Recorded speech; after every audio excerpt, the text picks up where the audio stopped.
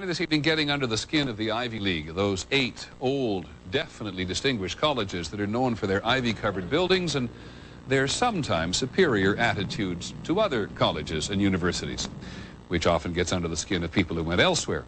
Yale University is 300 years old this year, and were you to visit its campus, you would see that it still has exotic clubhouses, which look like tombs where Yale's legendary secret societies meet. Their prestige and importance have largely evaporated, but the rituals are still a secret. And so when we heard that some enterprising characters had managed to spy on the famous Skull and Bones Society, well, we couldn't resist. Here's ABC's Dan Harris. The videotape provides a grainy glimpse into what appear to be the initiation rituals of a secret society that's been around since 1832, whose members have gone on to be leaders of Wall Street and the White House, the Senate and the Supreme Court. They're sort of trying to scare the initiates, make them, disorient them, frighten them. New York Observer investigative reporter Ron Rosenbaum accompanied a team of Yale students who shot these pictures 9 days ago.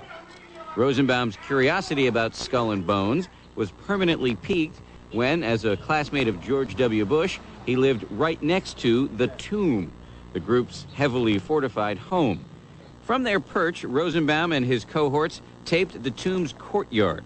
What they captured, they say, was initiates, known as neophytes, being forced to kiss a skull,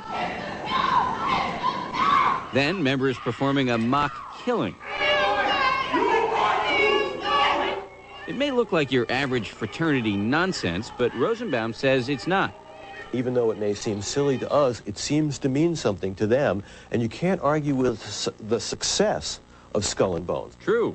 Famous alums include senators John Kerry and John Chafee, to name 2, cabinet secretaries such as Averell Harriman, and 3 presidents, William Taft, George Bush, and George W. Bush, who's been reluctant to talk about Skull and Bones. Does it still exist?